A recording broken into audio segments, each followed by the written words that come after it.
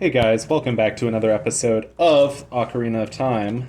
Here we are in the second dungeon of the game, the second official dungeon of the game. Well, actually, I know that it's the second dungeon, but for all you guys know, it's a creepy, cave place. Oh my goodness, look at that, first interior of this place. Like, that shot of the, big cave with, the frickin' bones and the skull. It's so cool. Like, how'd I know that that was beyond this wall? I mean, there are a lot of cool things about this place. I like, the music, how it's kind of, just kind of like spooky lava ambience and like lava bubbling. And like, it makes the place feel very ancient, like it's the screens of dinosaur bones or something. I can't really describe this, music or what most people would call just an ambient track, but the sound designers really know what they were doing with this one. um, good button mashing. Don't accidentally press L instead of Z. I don't know, the asymmetrical like N64 controller or whatever always feels weird because I grew up playing this game on Wii Virtual Console and had like the symmetrical classic controller, which is more like a modern standard controller. But like the whole the N64 controller with its like third leg design is kind of funny. It leads to some pretty funny like innuendo kind of jokes. I don't know why we're talking about that. There's a lot of fire enemies to avoid in this dungeon, so best to switch to the Hylian shield instead of the Deku shield, or Deku shield, or Deku shield, or however people want to call it. And a Deku is a thing from an anime, but I still don't know which one.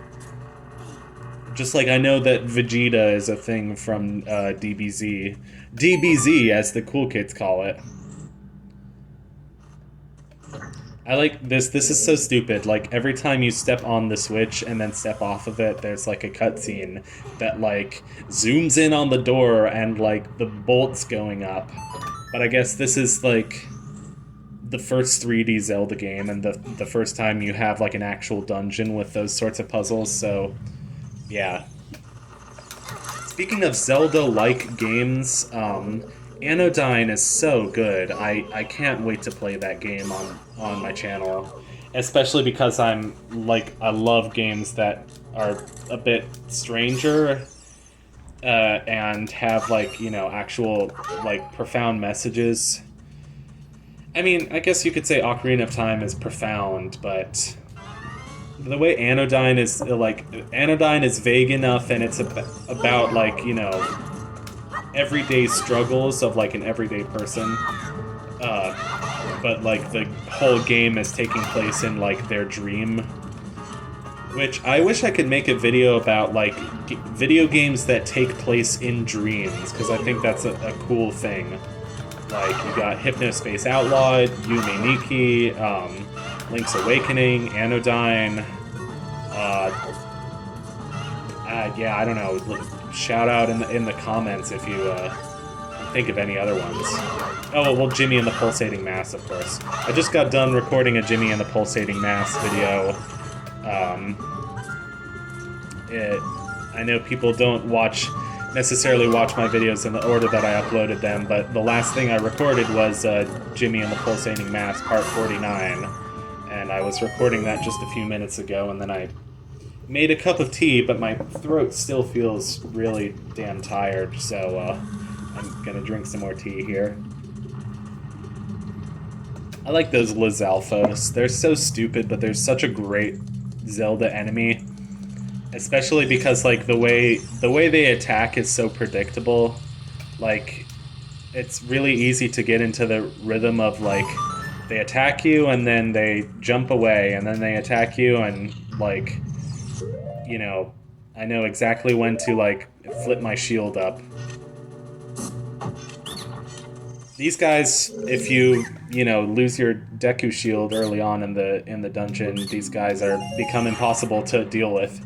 I like the Deku salesman characters in this game. They're so random and kind of underutilized, which it becomes funny because they're like, you start off Majora's Mask playing as a Deku, and they're like a lot of important Deku characters, and you spend like, I really enjoy Majora's Mask.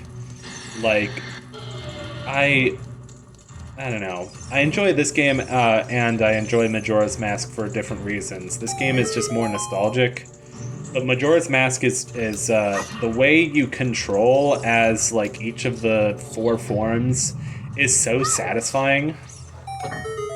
It just feels satisfying when you roll around as a Goron, or like I remember in middle school I was like, oh man, it's so slow walking everywhere. I wish I could just roll around as the Goron. Or like when you're a Deku, like burrowing into flowers and then ploop, you shoot out of them and you fly for a while with the flowers.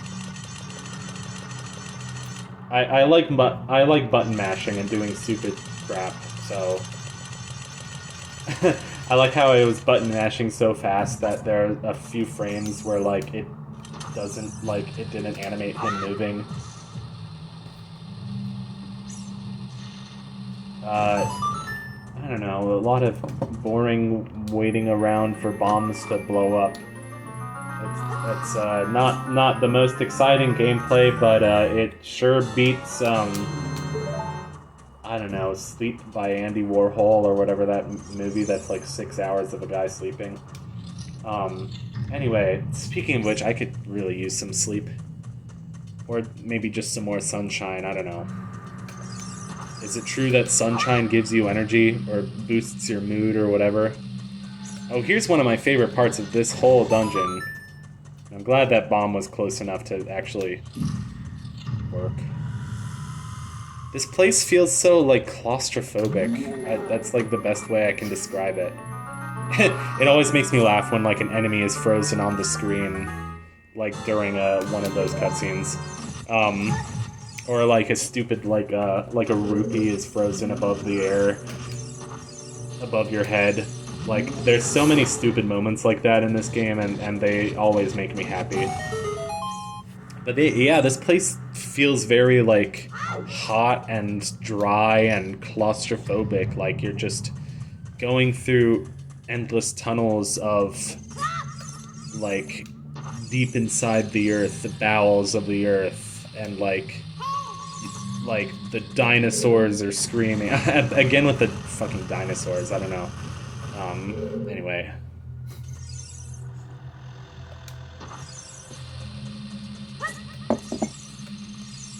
Try this again for real this time. This is one of my favorite, like, early in the game, like, one of these super cool, like, epic cutscenes. Like, the way the camera moves down and kind of, like, goes around, I don't know, like, does a little turny thing and, like, shows this huge staircase and then lets you play again. Like, there's so many moments in this game where, like, they have this crazy, like, camera angle for something so simple.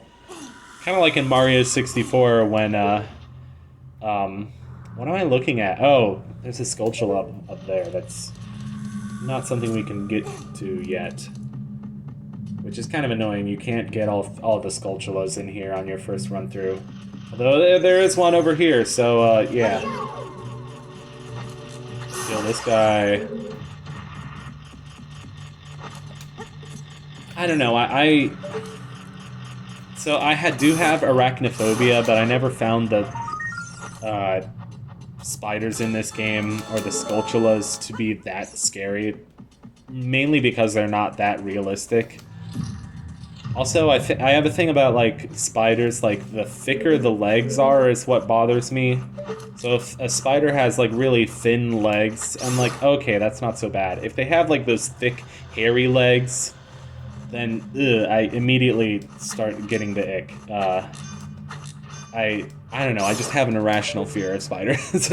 Yeah, no, let's not talk about them anymore. Gotta move the thing to get to the ladder. The ladder looks like there's 2 ladders, like it's a texture issue or something. Like, they're extremely thin. They look normal from the front, but they're extremely thin from the side. And, like, there's 2 of them by mistake. when there's only supposed to be one. Anyway, we made it up here to like the bridge in the main room, which is super cool. It feels so like satisfying to feel like, oh, we made it up to the bridge in the main room, and now we're like overlooking the entrance. I don't know. I just love this game. It's like I have so many memories of just like waking up early just to play this game, or like coming home after school just to play this game. Like, yeah.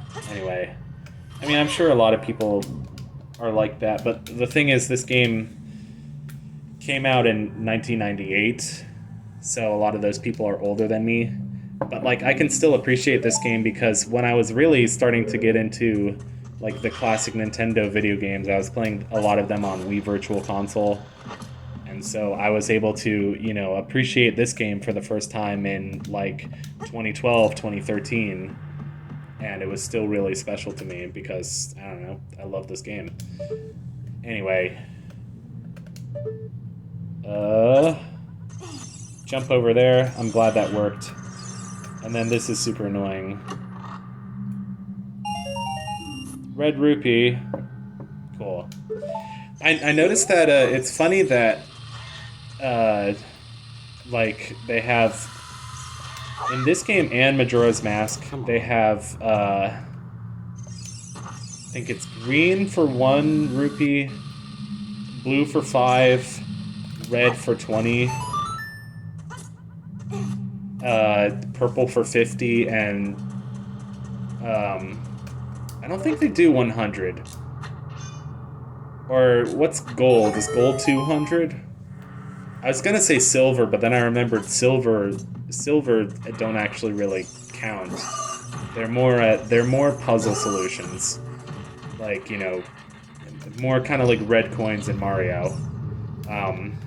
Like you have to collect all of them in order to open the thing. Like like red coins in the new Super Mario Bros. Games, I'm pretty sure.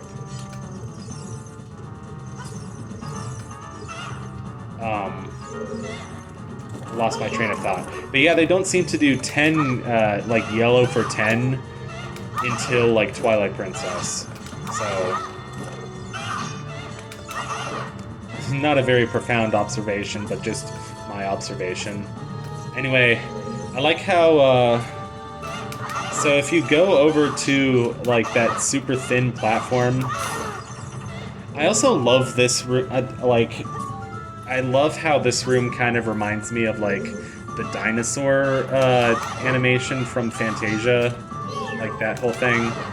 I let him hit me, I didn't put my shield up in time.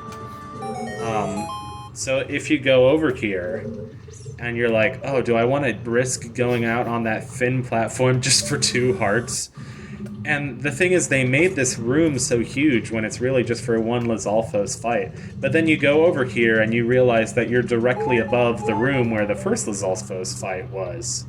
And it's a minor detail, but then you look over here, and if you look at it from a certain way, you wouldn't notice this otherwise, but you notice that it's like a lava waterfall, and the lava is flowing down into the other room. I don't know, it's super cool. I love lava waterfalls in video games. Like, you don't see them super often, except maybe you do, but it always feels cool.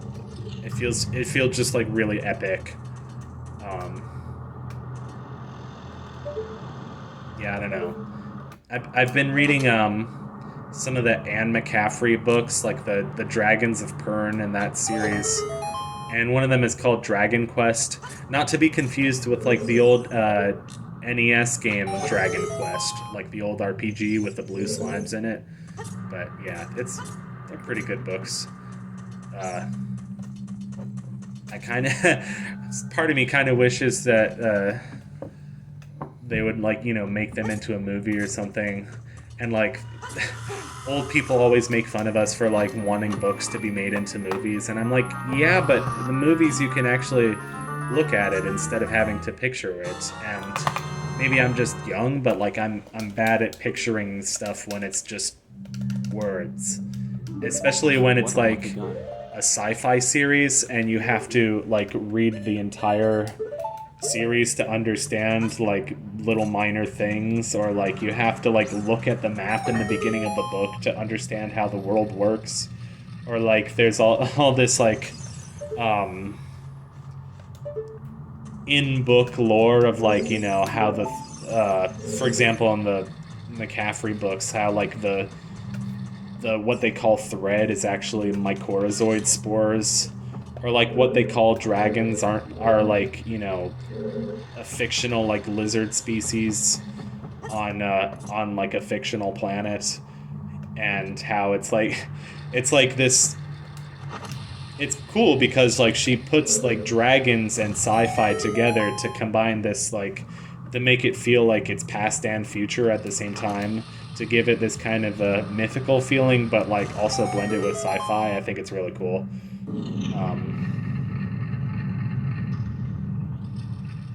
And the mouth opens because you drop bombs into both of the eyes. But first, let's go over here and see if there's see what's in this treasure chest, because according to my map, there's a treasure chest over here. It's totally gonna be worth it. It's totally gonna be worth it. What do we got? What do we got? Oh my god, it's just the blue rupee? That's so dumb. Anyway, I'm not gonna do the green rupee scream or whatever that Nintendo Capri Sun does, because I don't want my fucking throat to hurt for the rest of the day. So, with that being said, stay tuned for the next episode, in which we're gonna continue exploring the Dodongo's Cavern. Thanks for watching. Bye.